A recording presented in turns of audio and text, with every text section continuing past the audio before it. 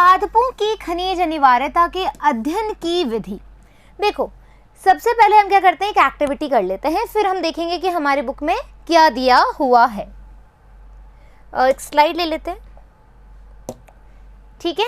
हमने एक स्लाइड ले लिया। अब देखो क्या हुआ, मैंने एक बीकर लिया, ठीक है, एक बर्तन ले लो, बीकर ले लो, वॉट एवर यू वॉन्ट, जो भी तुम्हें लेना, एक हमने बीकर ले लिया। बीकर में मैंने एक ऐसा घोल भरा है बच्चों, इस बीकर में मैंने एक ऐसा घोल भरा है जहां पर मैंने जो मृदा होती है, मिट्टी होती है, वो नहीं है, विदाउट सॉइल, ठीक है। यहां पर हमने मिट्टी नहीं भरी है, विदाउट सॉइल है, लेकिन इस घोल में, इस विलयन में हमने क्या डाले हैं, पोषक तत्व डाले हैं, ठीक है। हमने क्या डाले हैं, इसमें प्रचुर मात्रा में पोषक तत्व डाले हैं, लेकिन इसमें मिट्टी नहीं है, इसमें मिट्टी नहीं है। अब क्या करेंगे, हमने इसमें एक जो है वाइट ही लेती हूँ, ठीक है। हमने इसमें एक, ठीक है, प्लांट ग्रो करेंगे।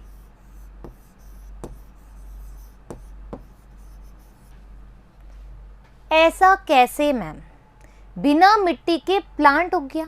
क्यों, तुम मनी प्लांट नहीं उगाते हो पानी में? पानी में तुम जैसे बॉटल लेते हो, कांच की बॉटल में, और उसमें जो थोड़ा सा मनी प्लांट वहाँ से तोड़ा और तुमने उसको पानी में डाला और तुमने उगा लिया, ऐसा नहीं करते हो तुम? करते हो ना, है ना। तो हमने क्या किया, हमने इस पूरे, हमने घोल बनाया है, हमने एक घोल बनाया है जिसमें हमें पता है कि इस प्लांट को कैल्शियम भी चाहिए, बोरोन भी चाहिए, मैग्नीशियम भी चाहिए, मैग्नीज भी चाहिए, जिंक भी चाहिए, है ना। हमने सारे पोषक तत्व इसमें डाल दिए। अब देख रहे हैं कि इस वाले प्लांट को क्या क्या पोषक तत्व किस मात्रा में चाहिए। आई बात समझ में? इस टेक्निक को जब हम मृदा के बिना एक पोषक तत्व वाले विलयन में, एक पोषक तत्व वाले विलयन में हम क्या करेंगे कि भाई हम एक पौधा उगाएंगे, तो ये जो विधि है इसको हम बोलेंगे हाइड्रोफोनिक या फिर जल संवर्धन। क्या बोलेंगे हम इसको? जल संवर्धन या फिर जल यानी कि हाइड्रोफोनिक, ठीक है। ये हमारी टेक्निक है जब अपन मृदा को नहीं ले रहे हैं, है ना, और एक ऐसा विलयन बना रहे हैं, ऐसा पोषक तत्वों से एक घोल बना रहे हैं जिसमें हम एक प्लांट को ग्रो कर सकते हैं। और इस घोल के द्वारा इस प्लांट को कौन कौन से मिनरल चाहिए, कौन कौन सी इसके को पोषक तत्व चाहिए, किसकी अधिकता अधिक होनी चाहिए, किसकी कमी हमें इसको उगाने के लिए चाहिए, वो सब चीज़ हम इसमें नोटिस करेंगे। और ये जो टेक्निक है इसको हम बोलेंगे हाइड्रोफोनिक या फिर जल संवर्धन। Am I right? Am I clear now? अपनी बुक में क्या लिखा है? जूलियस सेक्स, ये जो बंदे हैं या ये जो पर्सन है, बंदे नहीं बोलूँगी, रिस्पेक्ट करते हैं, ये जो साइंटिस्ट हैं हमारे, जर्मन पादपविद थे, यानी बॉटनिस्ट थे, ये जर्मनी के थे। इन्होंने सर्वप्रथम ये प्रदर्शित किया कि पादपों को मृदा की अनुपस्थिति में, यानी कि हमें सॉइल नहीं चाहिए, अनुपस्थिति में पोषक विलयन के घोल में वयस्क अवस्था तक उगाया जा सकता है। यानी कि हमें मिट्टी नहीं चाहिए, हमने पोषक तत्वों का एक घोल बनाया है और उसमें मैंने एक पादप उगाया, तो वो एक अपनी वयस्क अवस्था तक उगाया जा सकता है। ये किसने बताया? जूलियस जैक्स ने बताया, ठीक है। जूलियस जैक्स ने बताया 1860 में, ठीक है। क्या थे ये? बॉटनिस्ट थे। कहाँ से? जर्मनी से। पादपों को पोषक विलयन के घोल में उगाने की यह तकनीक क्या कहलाई? जल संवर्धन या फिर हाइड्रोफोनिक, ठीक है। मैंने हाइड्रोफोनिक लिख दिया, आई थिंक हाइड्रोपोनिक, ठीक है। डन? Is that clear? आ गई बात समझ में? आ जाओ, नेक्स्ट स्लाइड पे चलते हैं, क्या बोलती है। उसके बाद कई उन्नत विधियां प्रयोग में लाई गई, बहुत सारी। अब क्या किया लोगों ने, एक अपन को क्या होता है, एक एक्सपेरिमेंट मिल जाता है, एक बेस मिल जाती है, एक बेस लाइन मिल जाती है, तो हम उसको आगे आगे करना शुरू कर देते हैं। जैसे तुमने एक काम किया, तुमने बोला कि हाँ ऐसा ऐसा हो सकता है, फिर तुम्हारे दोस्त ने बोला मैं भी एक बार करके देखता हूँ, मैं कुछ नया करके देखता हूँ। तो क्या हुआ, किसी वैज्ञानिक ने क्या किया, कैल्शियम की मात्रा डाल करके चेक कर ली, किसने आयरन का चेक कर लिया, किसने सल्फेट का चेक कर लिया, किसने बोरोन का चेक कर लिया, किसी ने मैग्नीशियम का चेक कर लिया, किसी ने अपने हार्मोन का चेक लिया कि प्लांट हार्मोन जो है वो कैसे कार्य करते हैं। तो यानी कि अलग अलग कंडीशन यही थी, मतलब जो एक्टिविटी थी वो यही थी, लेकिन उसमें अलग अलग चीज़ें देख ली, अलग अलग मिनरल का रोल देख लिया, अलग अलग मिनरल की क्वालिटी और क्वांटिटी देख ली कि किस तरीके से वो प्लांट के ग्रोथ में हेल्प करती है। Is that clear? सो उपरोक्त सभी विधियों के प्रयोग का निष्कर्ष पादपों को मृदा विहीन पोषक विलयन के घोल में उगाना है। क्या करना है कि इसमें सारी विधियों का जो प्रयोग का निष्कर्ष निकाला, उन्होंने क्या निकाला? पादपों को मृदा विहीन यानी मिट्टी नहीं है, और पोषक विलयन यानी कि ऐसा विलयन या ऐसा घोल जहां पर सारे पोषक तत्व मौजूद हो। इन विधियों में शुद्धिकृत जल, प्योर वाटर, एंड पोषक खनिज की अनिवार्यता होती है, यानी हमें प्योर वाटर चाहिए और उस प्योर वाटर में हम क्या मिलाएंगे? पोषक तत्व मिलाएंगे जो उस पर्टिकुलर प्लांट की ग्रोथ में उसको हेल्प करेगा। आ गई बात समझ में? नेक्स्ट चलते हैं। श्रृंखलाबद्ध प्रयोगों के पश्चात जिसके अंतर्गत पादपों की जड़ों को पोषक विलयन में डुबाया गया, यानी कि ये पोषक विलयन, ये हमारा प्लांट और इसकी जो जड़ें हैं, है ना, इसकी जो जड़ें हैं उसको पोषक विलयन में डुबाया गया, तो उसमें एक तत्व को डाला, हटाया और प्रतिस्थापित किया गया। यानी कि एक एक तत्व को पहले हमने जिंक डाल दिया, फिर हमने कैल्शियम डाल दिया, फिर हमने हटाया। क्या देख रहे हैं, है ना? कैल्शियम डाला तो कैसा फील आया, इस प्लांट को क्या ग्रोथ में फैक्टर में चेंज आया, इस तरीके से हमने इस चीज को पता लगा लिया। सांद्रताओं में दिया गया तथा एक खनिज विलयन मिनरल सॉल्यूशन प्राप्त हुआ जो पादप वृद्धि के लिए उपयुक्त था। यानी कि उन्होंने पता लगा लिया कि कैल्शियम की इतनी मात्रा रिक्वायर्ड है, बोरोन की इतनी मात्रा रिक्वायर्ड है। ये कैसे पता लगा? इसी विधियों के द्वारा, जब हमने अलग अलग प्लांट को अलग अलग मिनरल की कंडीशन दी और लास्ट में एंड द पॉइंट हमने ये बात का पता लगा लिया कि इस पर्टिकुलर प्लांट को या नॉर्मली जो प्लांट है उनको ग्रोथ के लिए इतना जो खनिज तत्व है वो तो चाहिए ही चाहिए। ठीक है? इस विधि के द्वारा अनिवार्य तत्वों को, यही बात करी, इस विधि के द्वारा अनिवार्य तत्वों को पहचाना गया और उनकी कमी से होने वाले लक्षणों की खोज भी कर ली। देखा ना भाई, कैल्शियम पहले ज़्यादा डाल के देखा, फिर कम डाल करके देखा, तो दोनों के जो कारक में प्रभावित वाले लक्षण आ रहे थे वो हमने नोटिफाई कर लिए और हमने बता दिया कि हाँ भैया इसकी वजह से ये चीज़ें हो रही है। यहाँ तक क्लियर? ईजी था ये चैप्टर, ईजी है लेकिन इम्पॉर्टेंट भी है। जल संवर्धन की तकनीक को सब्जियों, जैसे हमने टमाटर बनाए, हमने बीज रहित खीरा बना लिया, हमने सैलेड बना ली, ठीक है, तो इससे इसका व्यापारिक उत्पादन हेतु सफलतापूर्वक इसको हमने लागू कर लिया। इस टेक्निक को यूटिलाइजेशन किया गया इन सब के व्यापारिक उत्पादन के लिए। यह ध्यान देने योग्य है कि पादप की आदर्श वृद्धि के लिए पोषक विलयन का प्रचुर वायवीय रखा जाए। आपसे नीट में भी एक क्वेश्चन पूछा जा सकता है कि पोषक विलयन तुमने दे दिया, तुम्हारा प्लांट ग्रो क्यों नहीं हो रहा है ना? या तुमने ये पोषक विलयन लिया, ये प्लांट लिया और तुमने इसको एक कंटेनर से ढक दिया, तुम्हारा प्लांट ग्रो क्यों नहीं हो रहा है? मिट्टी भी नहीं है, लेकिन यहाँ पर तुम्हारा पादप में तुम्हारा पोषक तत्व है, फिर भी ग्रो नहीं हो रहा। क्यों? क्योंकि हमने इसको कैसी कंडीशन नहीं दी है? एरिएटेड नहीं दी है, वायुवीय कंडीशन नहीं दी है। तो वायु तो बहुत ज़रूरी है इसके लिए, है ना? वायु तो इसके लिए बहुत ज़्यादा ज़रूरी है। यदि घोल अल्प वायुवीय होगा तो क्या होगा?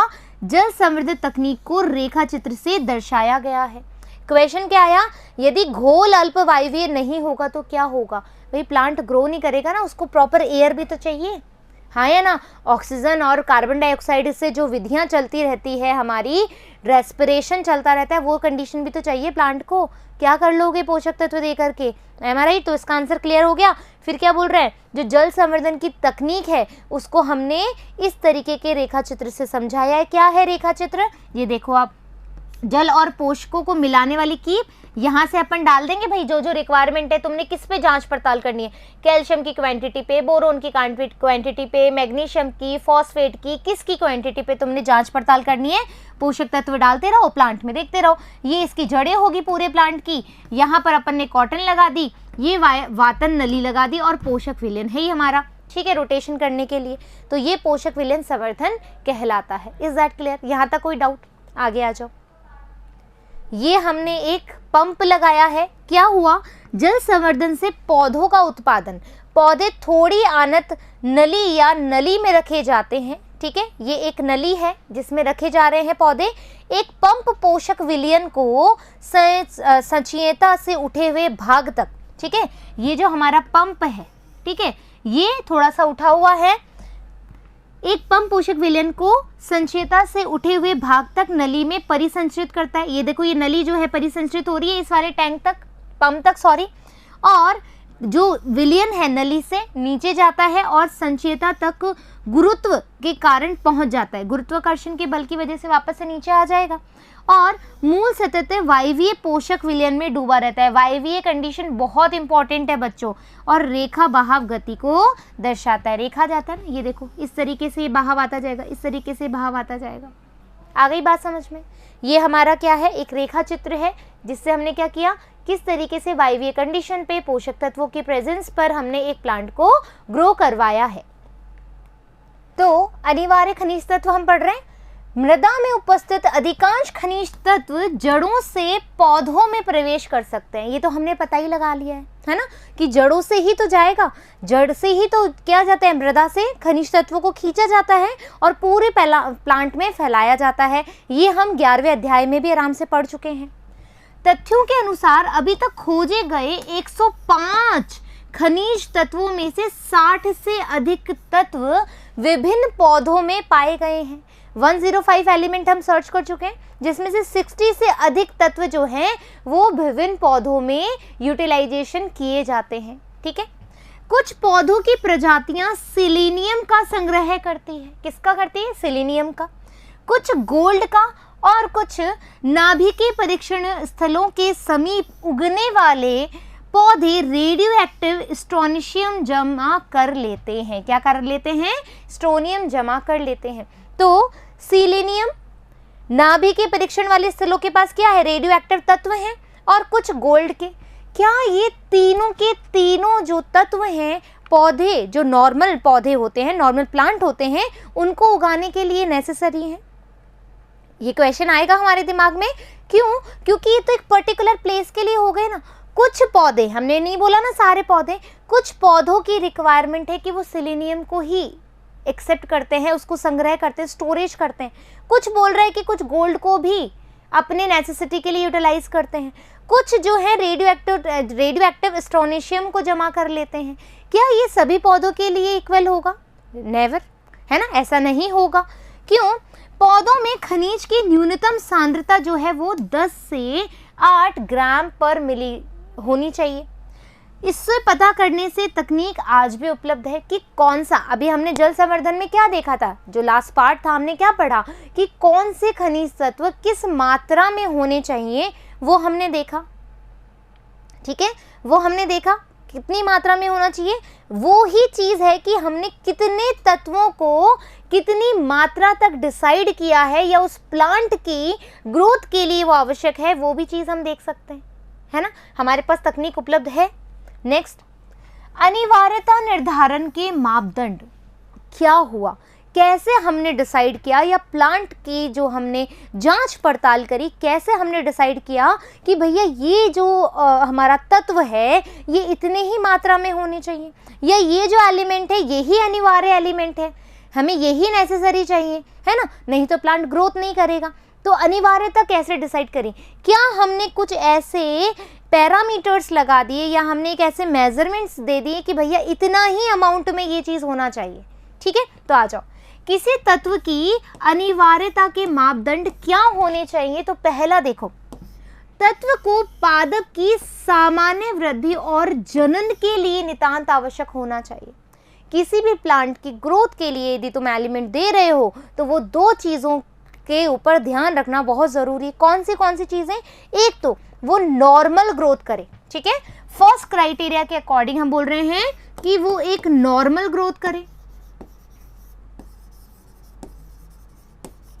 ठीक है, वो एक नॉर्मल ग्रोथ या फिर हम कहें सामान्य वृद्धि करे। फाइन। और दूसरी इंपॉर्टेंट बात क्या है कि भैया वो रिप्रोडक्शन के लिए, जो प्लांट में रिप्रोडक्शन होगा उसके लिए भी वो इम्पॉर्टेंट हो, जनन के लिए भी इम्पॉर्टेंट हो। तो पहली जो हमारी शर्त है इस तत्व की अनिवार्यता के लिए उस तत्व में क्या गुण होने चाहिए कि वो उस प्लांट की नॉर्मल ग्रोथ को भी दे और साथ के साथ उसमें रिप्रोडक्शन भी कराए, जनन क्रिया विधि के लिए भी आवश्यक हो, तभी उसी तत्व को हम कहेंगे कि ये जो तत्व है उस पर्टिकुलर प्लांट के लिए अनिवार्य है। आई बात समझ में? तो उस तत्व की अनुपस्थिति में पौधा अपना जीवन चक्र पूरा नहीं कर पाए, अन्यथा या फिर अथवा बीज भी धारण नहीं कर पाए। नेचुरल सी बात है ना। देखो, अपना जीवन चक्र कब पूरा करेगा? जब उसकी नॉर्मल ग्रोथ होगी, हाँ है ना। तो यदि ये नहीं कर पा रहा है तो यानी कि वो तत्व अनिवार्य नहीं है। बीज भी धारण नहीं कर पाए, दैट मीन्स वो जनन क्रिया नहीं कर रहा है। बीज तभी तो बनेगा, तो जनन क्रिया नहीं कर रहा है तो दैट मीन्स वो वाला तत्व जो है अनिवार्य नहीं है। तो पहला जो हमने क्राइटेरिया देखा बच्चों किसी तत्व की अनिवार्यता पे, वो क्या है कि वो प्लांट की नॉर्मल ग्रोथ और रिप्रोडक्शन के लिए बहुत ज़्यादा इम्पॉर्टेंट होना चाहिए। यदि ये दोनों चीज़ों के क्राइटेरिया को फुलफिल नहीं कर रहा है तो वो अनिवार्य नहीं है। ये हमारी पहली शर्त है। दूसरी शर्त पे आ जाओ। तत्व की अनिवार्यता विशिष्ट होनी चाहिए, स्पेसिफिक है ना, एक स्पेसिफिक भी होनी चाहिए और इसे किसी अन्य तत्व द्वारा प्रतिस्थापित करना संभव भी नहीं होना चाहिए।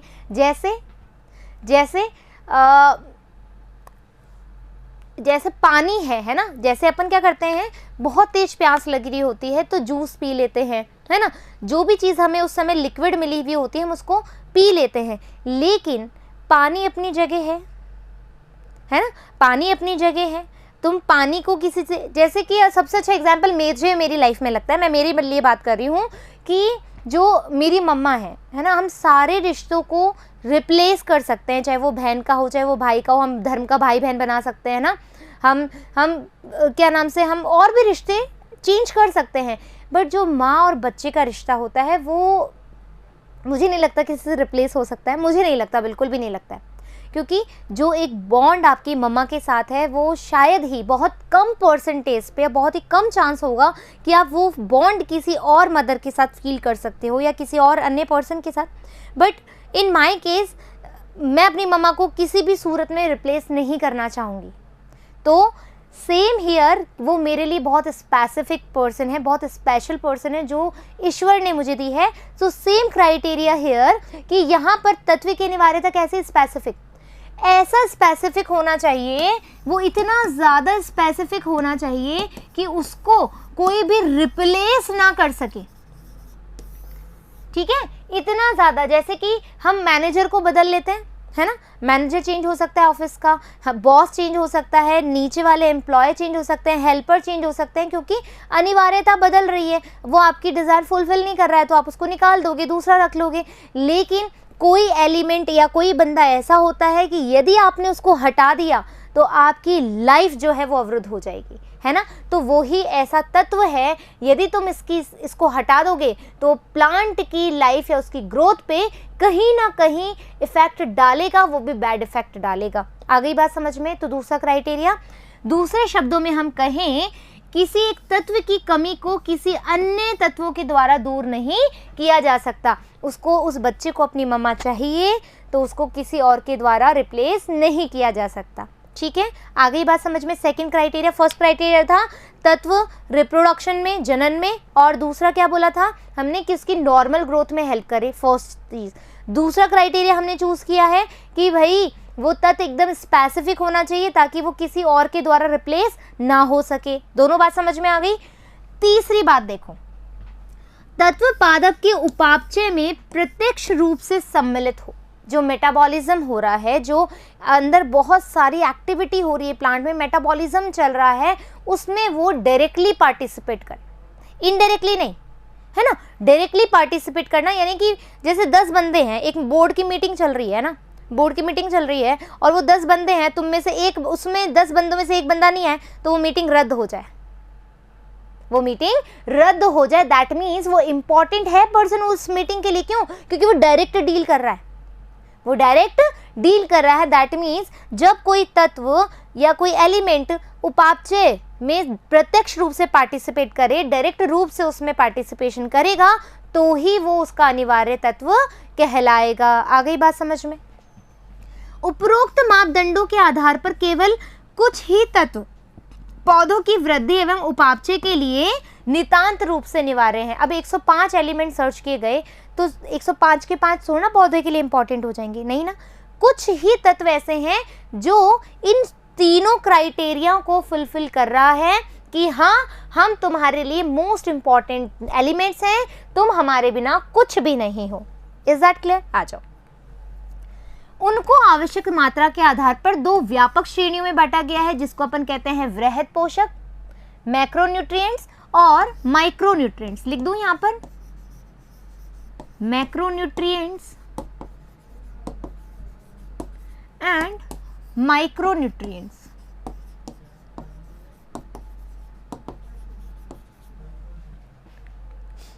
वृहद पोषक, मैक्रोन्यूट्रिएंट्स क्या है?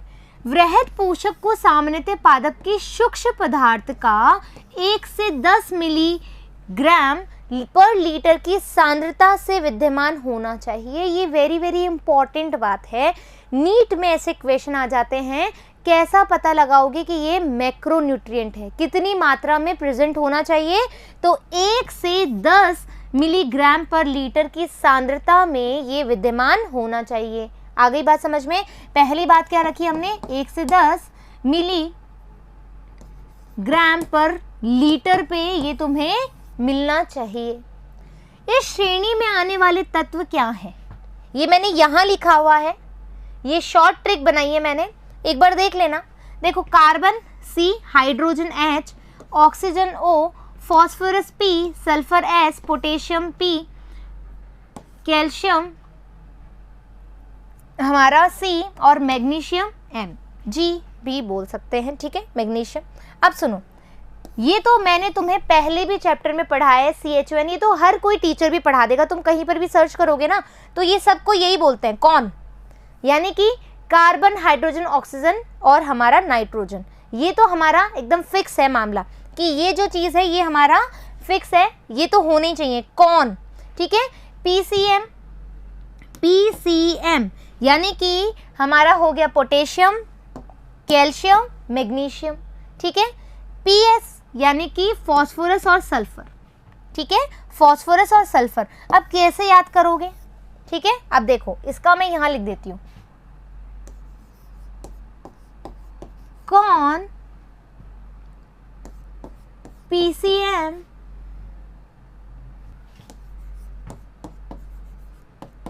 प्रोफेसर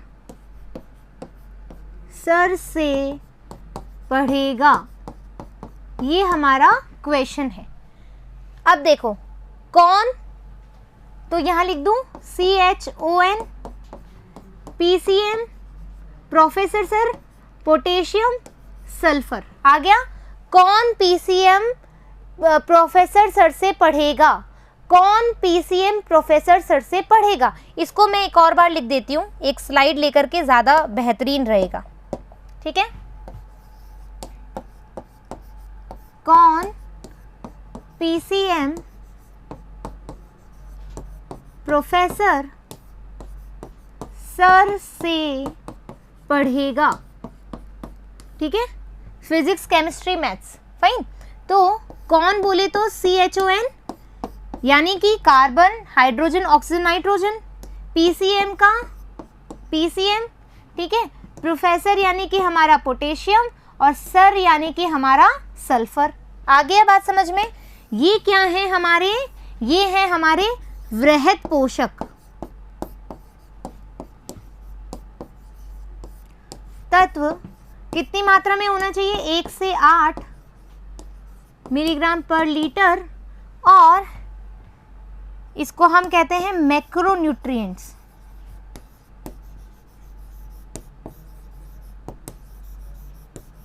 इनमें से कार्बन, हाइड्रोजन, ऑक्सीजन मुख्यतः CO2, H2O से प्राप्त होते हैं, ठीक है, और दूसरे मृदा से खनिज के रूप में अवशोषित किए जाते हैं। तो हमें बेसिकली जो कार्बन, ऑक्सीजन, हाइड्रोजन जो है वो कहाँ से मिल रहा है? CO2 और H2O से, जल से और बाहर से मिल रहा है, जो अपन रिएक्शन करते भी हैं बेसिकली। और उसके बाद में जो बाकी हैं, ठीक है, जो बाकी मटेरियल है या सॉरी जो बाकी एलिमेंट्स है वो हमें कहाँ से मिलेंगे? मृदा के रूप में अवशोषित कर लिए जाते हैं। मृदा से खनिज के रूप में। अब देखो सूक्ष्म पोषक यानी कि माइक्रोन्यूट्रिएंट।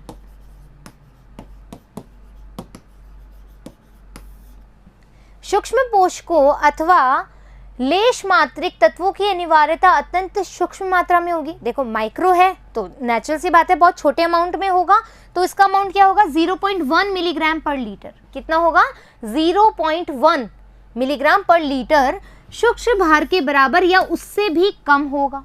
ठीक है, इसमें कौन कौन सा चाहिए हमें, लोह, मैग्नीज, तांबा, मोलिब्डेनम, जिंक, बोरोन, क्लोरीन और निकल सम्मिलित है। ठीक है, इसके लिए भी अपन एक स्लाइड ले लेते हैं।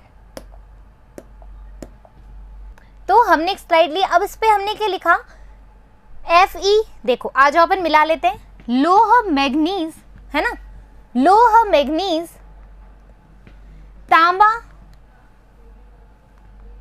मोलिब्डेनम, जिंक, बोरोन, क्लोरीन, निकल। ठीक है, अब हमें कैसे याद होगा, इतने सारे नाम तो याद नहीं होंगे, मुझे याद नहीं होते, तो हमने क्या करा इसका भी ट्रिक निकाल लिया। जैसे अपन ने मैक्रोन्यूट्रिएंट्स का निकाला, अपन ने माइक्रोन्यूट्रिएंट्स का भी ट्रिक निकाल लिया। क्या ट्रिक निकाला, देखो Fe यानी कि फिक्र।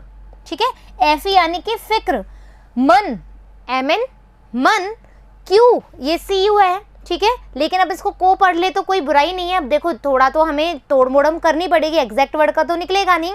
तो मैंने क्या बोला, फिक्र मन को मोह जाल में, ये में मैंने एक्स्ट्रा लगाया इसलिए मैंने नीचे लिखा है। ठीक है, ये ट्रिक बनाई है मैंने अपने मन से, अब मुझे नहीं पता तुम्हें कैसी लगेगी, बट मुझे लगता है कि बहुत बेटर है। फिक्र मन को मोह जाल में बांधे, बी से बांधे, चल निकल, यानी कि जो टेंशन है वो हमारी, टेंशन क्यों होती है हमें, क्योंकि हमें अपनों से कुछ बात करनी होती है, हमें अपनों के लिए टेंशन होती है। तो फिक्र हमेशा क्या करती है, हमारे मन को उस मोह जाल में बांधती है। तो हमने क्या करना है, इस फिक्र को बोलना है चल निकल। हमने क्या करना है, इस फिक्र को, जो हमारे दिमाग में जो फितूर होता है, फिक्र होती है, टेंशन होती है, हम उसको क्या कहेंगे, चल निकल। फाइन, तो मैंने क्या बोला, फिक्र मन को मोह जाल में बांधे, चल निकल। फाइन, सो फिक्र का, फिक्र तुम भी ऐसे लर्न करना, फिक्र मन को मोह जाल, ठीक है, में बांधे, चल निकल। आया मजा, शॉर्ट ट्रिक में मजा आया, बहुत इजी है। फिक्र मन को मोह जाल में बांधे, चल निकल।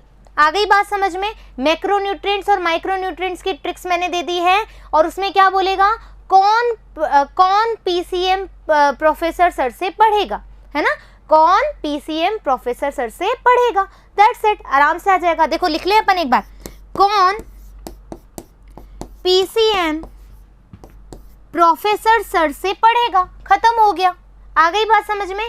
तो मैक्रोन्यूट्रिएंट्स भी कर लिए और माइक्रोन्यूट्रिएंट्स में हमने कर लिए। Is that clear? आ गई बात समझ में, डन।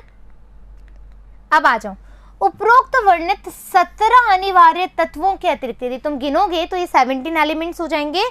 कुछ लाभदायक तत्व भी हैं जैसे कि सोडियम, इसके अलावा 17 तो हमारे अनिवार्य हैं, लेकिन कुछ तत्व जो हैं वो जो ग्रोथ होती है प्लांट की उसको इंक्रीज करने में या इनहिबिट करने में भी हेल्प करते हैं।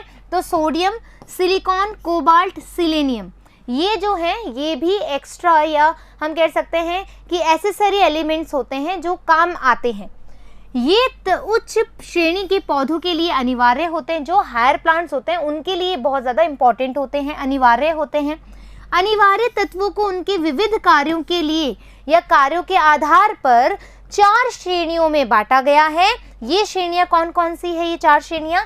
अनिवार्य तत्व जैव अणुओं के घटक हैं, ये तो हम सभी जानते हैं। अतः कोशिका के रचनात्मक तत्व जैसे कार्बन, हाइड्रोजन, ऑक्सीजन, नाइट्रोजन यानी कि CHON, ये मैं तुम्हें 9th वाले चैप्टर में भी पढ़ा चुकी हूँ। इट्स ए वेरी इंपॉर्टेंट, ये ध्यान रख लेना, ठीक है। अनिवार्य तत्व जो पौधों की ऊर्जा से संबंधित रासायनिक यौगिकों के घटक हैं, ये रासायनिक यौगिकों के घटक हैं। जैसे पर्णहरित क्लोरोफिल में मैग्नीशियम और एटीपी फॉस्फोरस, यदि क्लोरोफिल का तुम डायग्राम देखोगे तो Mg हमेशा बीच में होता है, इस तरीके से एक डायग्राम होता है क्लोरोफिल का, आप देखोगे तो ये अनिवार्य है, ठीक है। और एटीपी पर फॉस्फोरस, एटीपी पे एडिनोसिन ट्राइफॉस्फेट, अपने ही बोलते हैं, क्या बोलते हैं, एडिनोसिन ट्राइफॉस्फेट।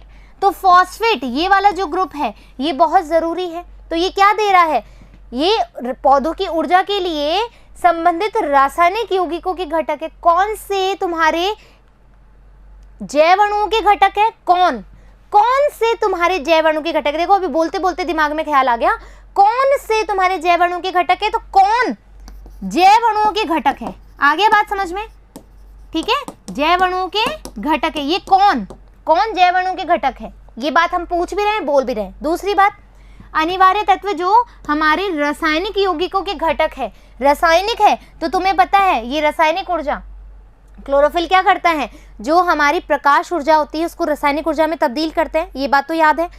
हमारी प्रकाश ऊर्जा को केमिकल एनर्जी में कन्वर्ट करते हैं ना फोटोसिंथेसिस के अंदर, क्लोरोफिल हेल्प करता है कि नहीं करता है। तो दैट मीन्स ये क्या हो गए, हमारे रासायनिक घटक हो गए। और एटीपी हमारे क्या दे रहा है, ऊर्जा दे रहा है। तो हमें तुम्हारे दिमाग में जोर लगाने की जरूरत ही नहीं है कि हमसे पूछा क्या जा रहा है, ये सब चीजें हम पढ़ चुके हैं।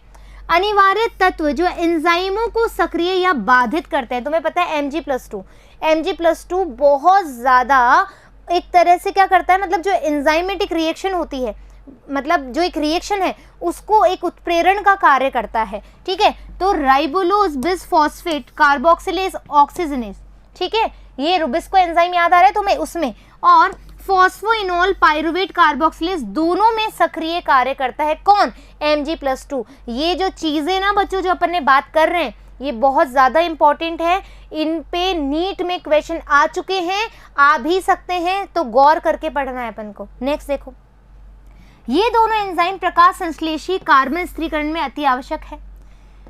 Zn प्लस एल्कोहल डिहाइड्रोजनिक की क्रियाशीलता को बढ़ाता है और एमओ नाइट्रोजन उपापचय के दौरान नाइट्रोजनेस को क्रियाशील करता है। ये तुम्हें बहुत ध्यान देना है, कौन कौन से अपन ने जो तत्व हैं वो एंजाइम के तौर पे, एंजाइम के साथ में तौर पे हेल्प करते हैं।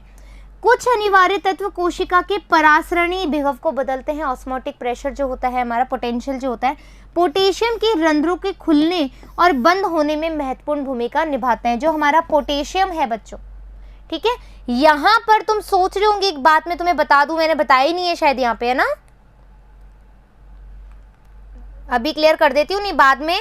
यहाँ पर जो हमारा पोटेशियम है इसको हम K से डिनोट करते हैं, कहीं तुम यहाँ पर वो कर लो। ये P हमने इसलिए लिखा है, क्यों, क्योंकि हमने एक ट्रिक बनानी थी, ठीक है। ये पोटेशियम का जो K है इसमें हमने P लिखा है, लेकिन होता तो K से रिप्रेजेंट है ना। तुम ये मत सोचना मैम ने तो P से डिनोट कर दिया, नहीं, ये हमने ट्रिक बनानी थी इसलिए हमने P डाला है यहाँ पे, ठीक है। तो आगे जाके कंफ्यूज मत हो जाना। कुछ अनिवार्य तत्व कोशिका के परिसारणीय विभव को बदलते हैं, जो कि जैसे पोटेशियम, ये जो पोटेशियम है स्ट्रोमेटा के ओपन और क्लोज होने के लिए बहुत ज़्यादा इंपॉर्टेंट होता है, क्लियर दैट।